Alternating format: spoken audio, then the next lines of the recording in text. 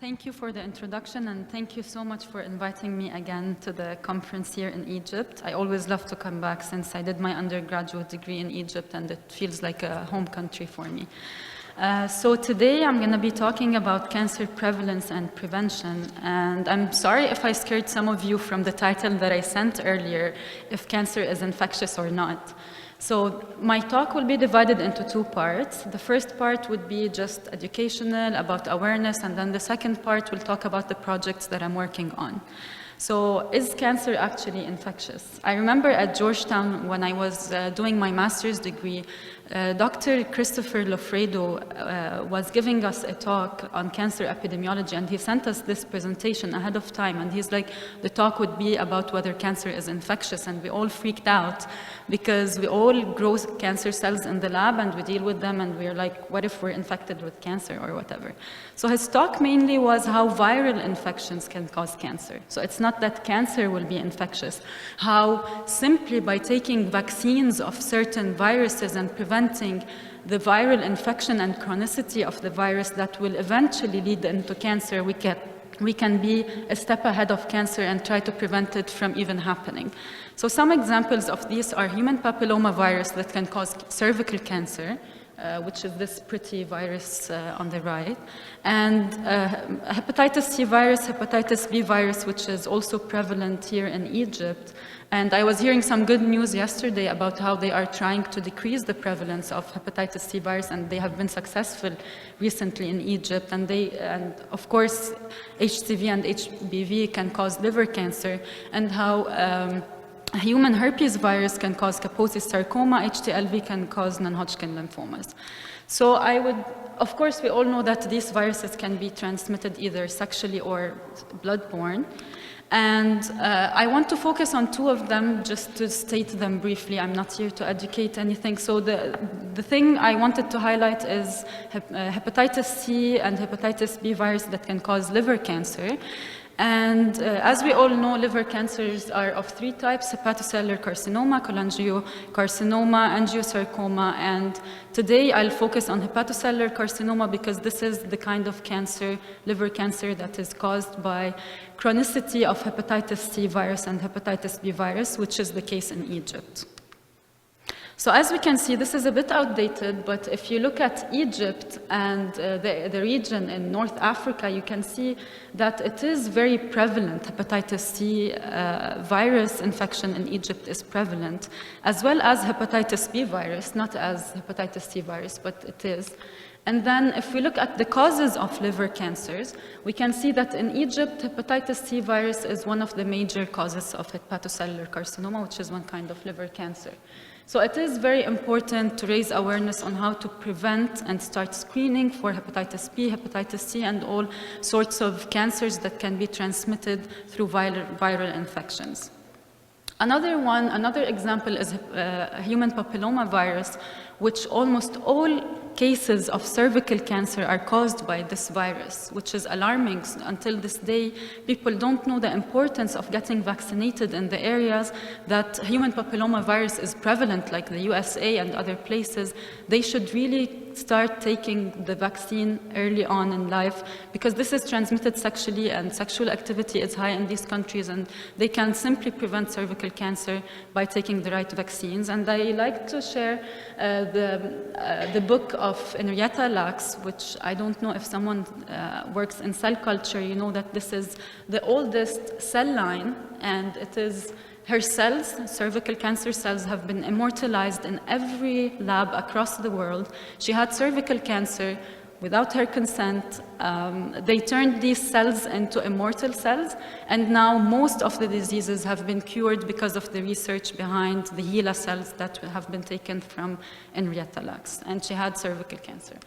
So HPV is more than 200 different kinds of viruses. However, when they devise the vaccine, they only talk and take into consideration the most high-risk forms of the virus. So some of them could be benign, some of them could be malignant and high risk, and they can cause cancers. And it is really easy to detect it early by just doing pap smears, DNA detection, colposcopy, and biopsies. So it is easy to prevent certain kinds of cancer and to do early detection. So as we can see, HPV is not very prevalent in our part of the world, but in the neighboring countries it is, and it is transmitted sexually, so this also should be of concern to us.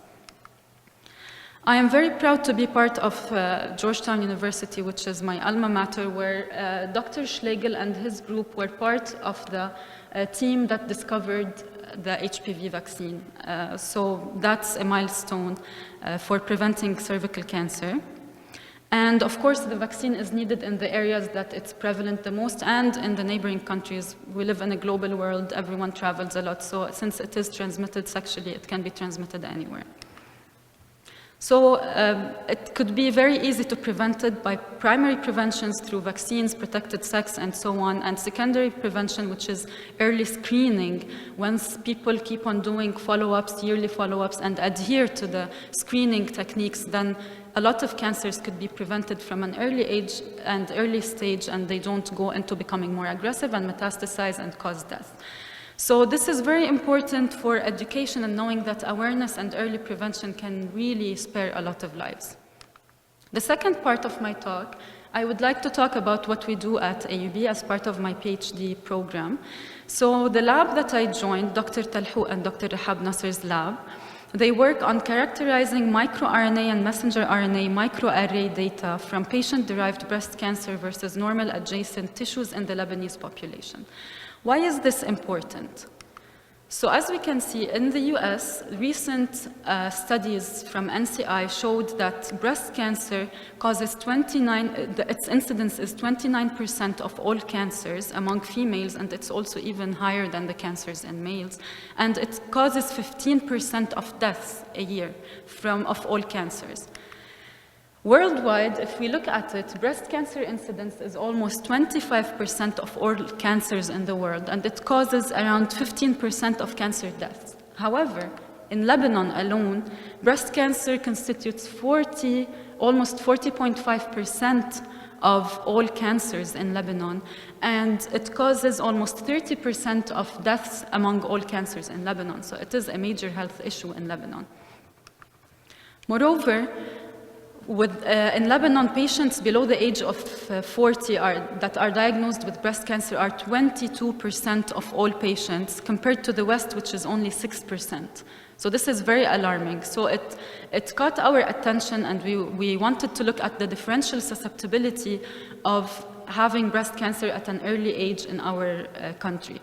And all of the drugs that are developed are based on the statistics or the genotypic profiles that are gotten from the Western population, and then we apply them to our population, which might not respond very well to the drugs because our genetic and epigenetic makeup is different. So why do we always have to take the drugs that work in a certain population and they might not even work in our population because we have a different genetic and epigenetic makeup? So our lab did, the PhD student that was before me, we took from AUB-MC 62 samples of breast cancer patients, and we took breast cancer tissues and adjacent normal tissues that were taken from the same patients, because normally normal non-cancer affected patients will not come and donate a tissue for research. So we had to take the normal tissues also adjacent to the breast cancer tissues. So we took 62 samples of breast cancer patient tissues from AUB-MC, and of course we got the IRB approval, and they were all invasive ductal carcinoma of ER/PR positive, and just few of them were HER2 overexpressed. And for the messenger RNA microarray data, we had 25 samples of breast cancer patients. All were premenopausal, below the age of 40, and they were ER/PR positive and HER2 negative. So we did the microarray analysis, which is technically with all these patients, we did the screening of their microRNA profile and messenger RNA profile. And the part that I worked on is the bioinformatics part in it, where I used the R software, Affymetrix, and tried to find the differentially expressed genes in these patients. So why did we choose microRNA and messenger RNA? It's because For long, messenger RNAs have been thought to be, because they are non-coding short sequenced RNAs, they have been thought to not regulate the genome. However, they do, and they repress downstream messenger RNAs. So it is very important to look at the crosstalk between microRNA, their downstream differentially expressed messenger RNA, and how they interact together and what pathways are implicated downstream in order to know what's going on as early prognosis of breast cancer. Why do we have high breast cancer in a younger generation in Lebanon? So our preliminary results showed that out of all the cancer patient breast tissues that we took, the mature microRNAs were 173 significant differentially expressed microRNAs. 74 of them were highly differentially expressed, so we started filtering and narrowing down the microRNAs of question. Stratifying the patients according to age at diagnosis and menopausal stage showed that all patients had a common panel of 14 microRNAs that were constantly dysregulated. By dysregulated, it means some of them were upregulated, some were downregulated in these patients. And with the patients below the age of 40, 63 of these microRNAs, of the 74 microRNAs that were differentially expressed, were recently discovered. And what's more important is that they did a comparative analysis between the microRNA profile of the Lebanese population with the already reported ones from the West populations. And all these 63 differentially expressed microRNAs were exclusive for the Lebanese population, meaning that they weren't seen before. Mainly, it could be because they are recently discovered, so they haven't been in the literature, or it could be because we have different genetic and epigenetic makeup. So for my purpose of studying, I will be focusing on these microRNAs for my future project. And for the patients above the age of 40, 48 differentially expressed RNAs were seen, and 20 were common between both patients. So then we only looked at the ones that were exclusive to the patients below the age of 40 and exclusive to the Lebanese population. So we can be more specific about our epigenetic profile, the microRNA profile in these patients. And the most differentially expressed microRNAs in premenopausal patients were almost the same as the differentially expressed microRNAs across all. So my focus for my thesis would be only on the patients below the age of 40, which is very alarming. As I said, I want to remind you again that we have 22% of breast cancer patients below the age of 40 compared to 6% in the West, which is a very high incidence of early breast cancer patients.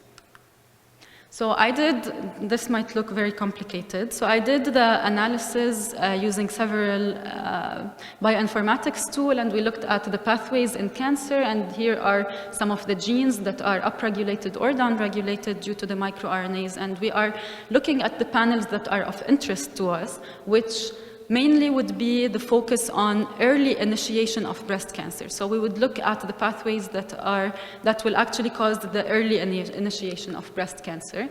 And with the messenger RNA profile, I found that almost 450 messenger RNA target genes were differentially expressed, either upregulated or downregulated in these patients. And out of these, we would pick the messenger RNAs and pull them together with the microRNAs and try to figure out what pathways we should be looking at in order to get an idea of what is happening in these patients, because they are having early progression of breast cancer at early ages.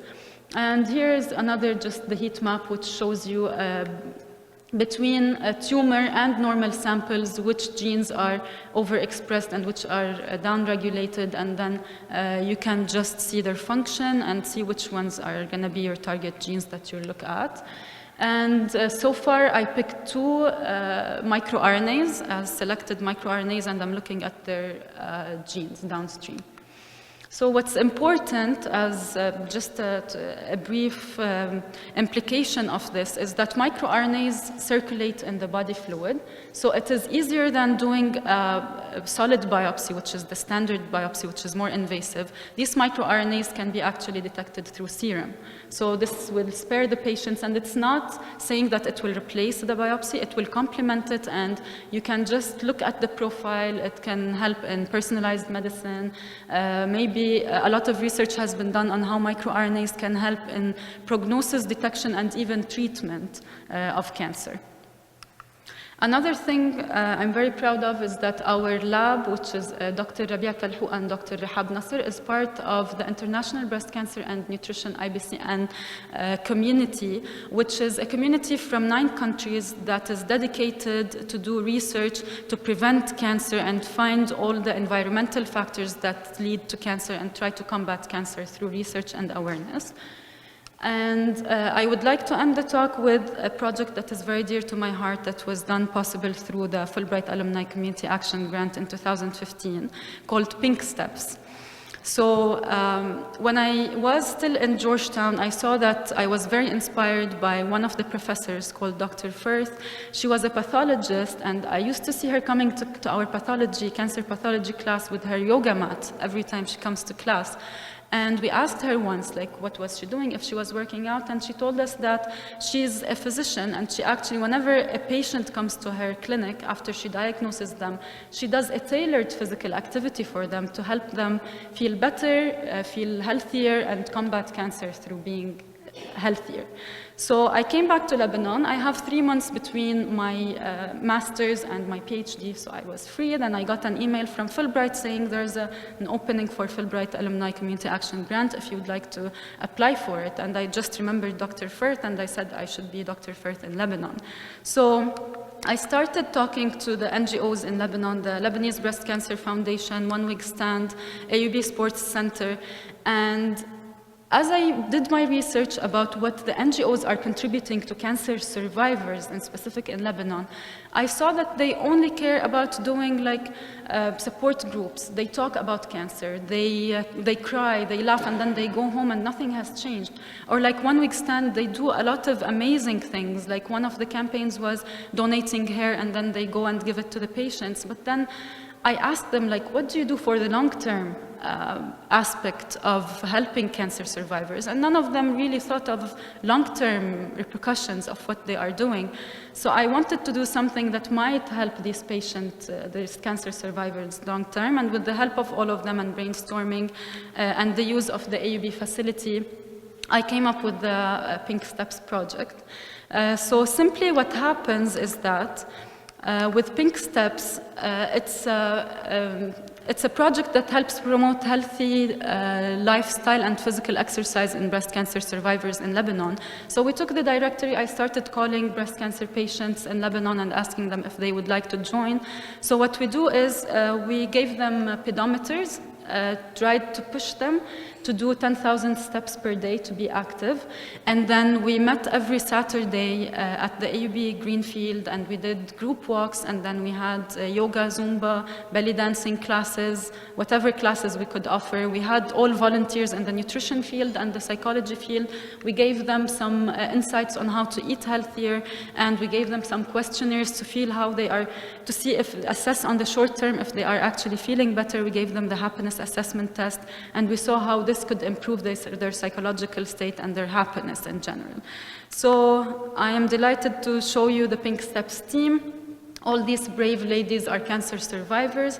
They trusted in us. They came and joined the Pink Steps family, and it's been a year and a half so far since we started this project. And they took the pedometers at home. They started counting their steps. They are eating healthier. They are feeling much stronger. They don't feel sick anymore. They are empowered. They know that they just go. They are even more physically fit than any normal person that's not even a cancer survivor.